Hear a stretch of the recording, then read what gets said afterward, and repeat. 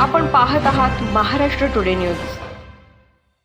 नमस्कार, स्वागत आहे आपलं महाराष्ट्र टुडे न्यूज मराठी या वृत्तवाहिनीवर। पाहूया महाराष्ट्रातील काही विशेष घडामोडी।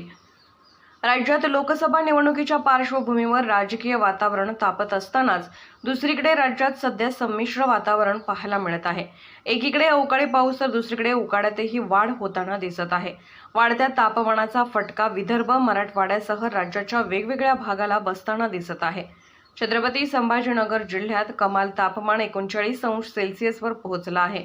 या वाढत्या तापमानामुळे जिल्ह्यात पहिला उष्माघाताचा बळी गेला आहे। पैठण तालुक्यातील बिडकीनमध्ये राहणाऱ्या गणेश राधेश्याम कुलकर्णी या तरुणाचा दुर्दैवी मृत्यू झाला आहे। मिळालेल्या माहितीनुसार गणेश कुलकर्णी 30 हा तरुण पैठण तालुक्यातील बिडकीन या ठिकाणी एका खासगी कंपनीत कामाला होता। तो जैनपूर मार्गाने बिडकीनकडे जात असताना त्याला अचानक चक्कर आली आणि तो रस्त्यावर कोसळला। यावेळी त्याच्या तोंडातून फेस आला, त्यामुळे त्याला तातडीने बिडकीन येथील ग्रामीण रुग्णालयात दाखल करण्यात आले। मात्र वैद्यकीय अधिकारी डॉक्टर म्हात्रे यांनी गणेशला तपासून मृत घोषित केले। तसेच गणेशचा मृत्यू हा उष्माघाताने झाला असल्याची माहिती त्याच्या नातेवाईकांना देण्यात आली। राज्यात उष्णतेची लाट।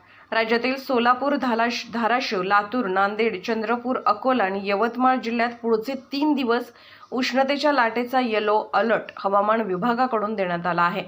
विदर्भात मंगळवारपासून काही ठिकाणी पुढील 3 दिवस उष्णतेच्या लाटेचा इशारा देण्यात आला आहे। मध्य भारतात कोरडे वातावरण निर्माण झाल्याने राज्यातील तापमान वाढणार आहे। त्यामुळे विदर्भातील कमाल तापमान 42°C पार होण्याची शक्यता आहे। आरोग्य यंत्रणा सतर्क। राज्यात उष्णतेच्या लाटेमुळे होणारी जीवितहानी लक्षात घेऊन आरोग्य यंत्रणेला सतर्क करण्यात आले आहे। ज्या भागात उष्णता विकारांचे प्रमाण वाढलेले आढळेल त्या ठिकाणी तात्काळ आरोग्य यंत्रणेला तसेच महापालिकांशी समन्वय साधून उपाययोजना केल्या जातील। उष्माघातामुळे होणाऱ्या मृत्यूचे डेथ ऑडिट जिल्हास्तरीय डेथ ऑडिट समितीकडून एका आठवड्यात करण्याचे आदेशही आरोग्य विभागाकडून जारी करण्यात आले आहेत।